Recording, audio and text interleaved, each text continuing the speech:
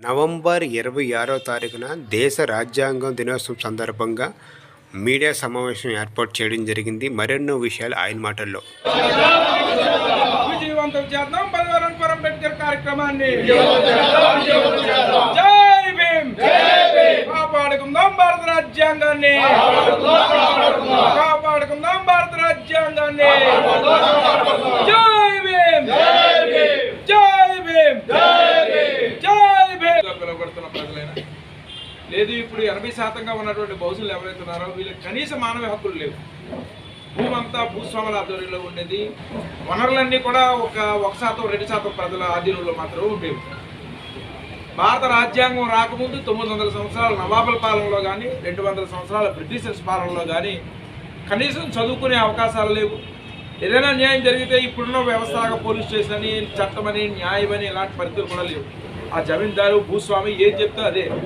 ఆ రోజు అంత దుర్మార్గమైన పరిస్థితిని ఈరోజు రాజ్యాంగ ప్రకారంగా ఎస్సీ ఎస్టీలుగా పిలువబడుతున్న ప్రజలే కాకుండా నేడు బీసీలుగా పిలువబడుతున్న ప్రజలు, అలాగే మహిళలు, సగభాగంగా ఉన్నటువంటి మహిళలు అత్యంత దుర్మార్గమైన పరిస్థితిని ఎదుర్కొనేటువంటి పరిస్థితులు భారతదేశంలో నెలకొని ఉంటాయి. 200 సంవత్సరాల బ్రిటిష్ పాలన తర్వాత ఈ భారతదేశాన్ని రూల్ చేసుకోవడానికి మనమంతటా మనమే సర్వసత్తాక సామ్యవాద గణతంత్ర ప్రజాస్వామ్య రాజ్యంగా రూపొందించుకునే భాగంగా భారత రాజ్యాంగం వచ్చింది. ఈ భారత రాజ్యాంగాన్ని 2 సంవత్సరాల 11 నెలల 18 రోజులు బాబాసాహెబ్ అంబేద్కర్, ప్రపంచ మానవీయ హక్కుల యోధుడు, అనేక దేశాలలో విజృంభించినటువంటి ఒక మహాజ్ఞాని లభించడం ద్వారా ఆయన దేశంలో ఉన్నటువంటి గ్రౌండ్ లెవెల్లో, క్షేత్రస్థాయిలో ఉన్నటువంటి ప్రజలందరి యొక్క కష్టనష్టాలని స్వయంగా ఆయన అనుభవించిన కారణంగా ఈ దేశంలో సగభాగంగా ఉన్నటువంటి మహిళలు పడుతున్న కష్టాలని కళ్ళతో చూసినటువంటి అనుభవపూర్ణ కారణంతో అత్యంత కాలాన్ని తీసుకొని ప్రతి దానికి ఒక బ్యారేజ్ చేసుకొని రాజ్యాంగం అతిపెద్ద భారతదేశంలో ఉన్నటువంటి రాజ్యాంగం అతిపెద్దది, ప్రపంచంలో అతిపెద్దది. దేనికి అంటే ప్రతి చట్టానికి, ప్రతి ఆర్టికల్కి ఆయన క్లారిఫికేషన్ ఇవ్వాల్సి వచ్చింది. ఎందుకు ఆర్టికల్ 14 పౌరులందరూ సమానాలని ఎందుకు చెప్పాల్సి వచ్చిందంటే ఈ దేశంలో కులము, మతము, ప్రాంతము, భాష, విభిన్న సాంప్రదాయాలు ఉన్నాయి. దాని మీద అనేక రకాల ప్రజలు ఉన్నారు. కాబట్టి ఈ దేశంలో ప్రజలందరూ సమానులే అని ఆర్టికల్ 14 తీసుకురావాల్సి వచ్చింది.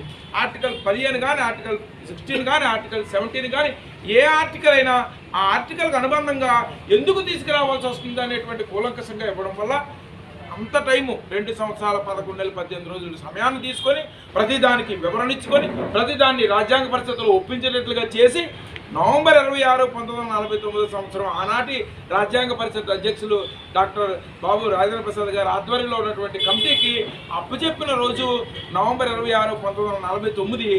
ఆ రోజున భారతదేశం కేంద్ర ప్రభుత్వం ఇప్పుడు స్పష్టంగా ఈ సంవత్సరం అన్ని పాఠశాలల్లో ఎస్ఐ రైటింగ్ కాంపిటీషన్స్ నిర్వహించమంటుంది, అన్ని సాంస్కృతిక కార్యక్రమాలు నిర్వహించమంటుంది, ప్రతి ఏరియాలో రన్ ఫర్ కాన్స్టిట్యూషన్ అనేటువంటి కార్యక్రమాలు నిర్వహించమని కేంద్ర ప్రభుత్వం ప్రకటన జీవో రిలీజ్ చేసింది.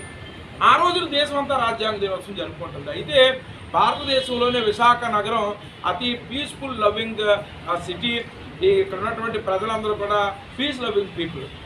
మనమే మొదటిసారిగా 2015లో విశాఖ బీచ్ రోడ్లో అక్కడ రన్ ఫర్ అంబేద్కర్ అనే కార్యక్రమాన్ని ఎంత ప్రాముఖ్యత కలిగినటువంటి రాజ్యాంగ దినోత్సవం సబ్మిట్ చేసినటువంటి రాజ్యాంగ దినోత్సవాన్ని తీసుకొని 2015లో నవంబర్ 26వ తారీఖున మనం విశాఖ బీచ్ రోడ్లో జరిపాం. ఇది భారతదేశంలోనే మొట్టమొదటిసారిగా రాజ్యాంగ దినోత్సవాన్ని జరుపుకోవడంలో ఒక యాక్టివిటీ చేద్దామని ప్రభుత్వం ఈ సంవత్సరం లాస్ట్ ఇయర్ ప్రకటించింది. ఇది ప్రజలందరికీ తెలియాల్సిన అవసరం ఉంది, రాజ్యాంగం గురించి ప్రజలందరికీ ప్రచారం జరగాల్సిన అవసరం ఉందని ప్రభుత్వం కూడా ఇంత గొప్ప లక్ష్యాన్ని తీసుకొని ప్రభుత్వం అన్ని శాఖలకి పంపించింది.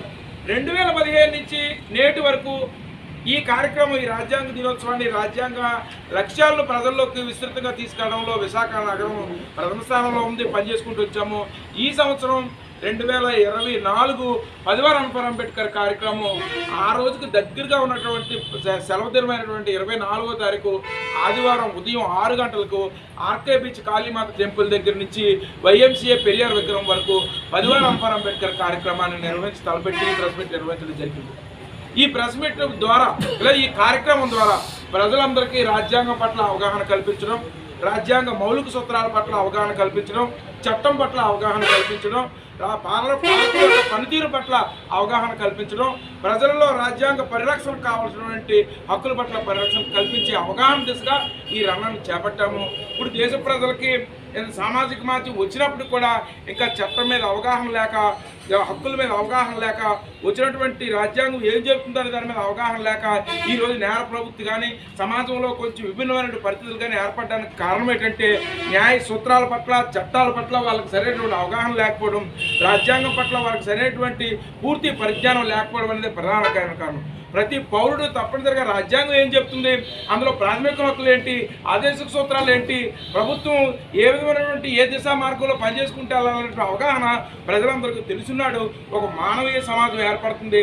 రాజ్యాంగం ఒక లక్ష్యం కూడా బాబాసాహెబ్ అంబేద్కర్ ఏం చెప్పారంటే, ఈ రాజ్యాంగం ద్వారా సమాజానికి ఏం చేయాలనుకుంటున్నామంటే సమాజంలో ఒక మానవీయ సమాజం ఏర్పడాలి. భారతదేశంలో ఇంతవరకు అసమాన వ్యవస్థ ఉంది. కులాల పేరు మీద, మతాల పేరు మీద, ప్రాంతాల పేరు మీద, భాషల పేరు మీద, లింగం పేరు మీద, విభిన్న సంస్కృతి సాంప్రదాయాల పేరు మీద భారతదేశం ఉంది. ఇవన్నీ కాకుండా చివరగా భారతీయుడే వెనకాల ఉన్నటువంటి కులము, మతము, ప్రాంతము, భాష, లింగము, ఈ సంస్కృతి సాంప్రదాయం అనే భేదాలు కాకుండా చివరగా భారతీయుడిగా ఉండేటువంటి ఒక సోదరభావం కలిగినటువంటి సమాజం కావాలనే లక్ష్యంతోనే భారత రాజ్యాంగాన్ని రాశాము. రాజ్యాంగం ద్వారా ఇంప్లిమెంట్ అయినటువంటి చర్యల ద్వారా ఈ దేశంలో సరైనటువంటి సమానత్వ పరిణితి ఏర్పడుతుందని బాబాసాహెబ్ ఆశించారు. 1950 జనవరి 26న రాజ్యాంగం ఇంప్లిమెంట్ అయింది. రాజ్యాంగ దినోత్సవం నాడు నేటికి 75 ఏళ్ల కాలంలో, వేల సంవత్సరాల పరిణామక్రమంలో 75 కాలంలో భారతదేశంలో సమగ్రమైనటువంటి సమూలమైనటువంటి మార్పులు రాగలిగాయి. ఇంటికే పరిమితమైనటువంటి మహిళ ఈ దేశానికి ప్రధానమంత్రి కాగలిగింది. అలాగే కనీసం కడుపున అన్నం లేనటువంటి అనగారిన వెనుకబడినటువంటి కులాలు, ఎస్సీ, ఎస్టీ, బీసీ మైనారిటీగా పిలువబడుతున్న కులాలు ఈరోజు రాజ్యాధికారంలోనూ పాలనలోనూ భాగస్వామ్యం అవుతున్నారు. అయితే అక్కడితో ఆగిపోవడానికి లేదు. ఈ దేశంలో నిరంతరం ఇంకా మనువాద భావజాలం బుర్రల్లో చిక్కుడిపోయి ఉండి నేటి కూడా ఇంకా అట్రాసిటీలు జరుగుతూనే ఉన్నాయి. ఆ పరిస్థితి నుంచి రక్షించేది భారత రాజ్యాంగం. కాబట్టి భారత రాజ్యాంగం పట్ల అవగాహన కల్పించే దిశగా, ప్రజలందరి మధ్య ఒక స్నేహపూర్వక మానవీయ వాతావరణం తీసుకొచ్చే దిశగా ఈ రన్ ఫర్ అంబేద్కర్ కార్యక్రమాన్ని జరుపుతున్నాం. అయితే ఇందులో ప్రపంచంలోనే అతి సుందరమైనటువంటి నగరం విశాఖ నగరం, అలాగే ప్రపంచంలోనే అతి ప్రేమపూర్వకమైనటువంటి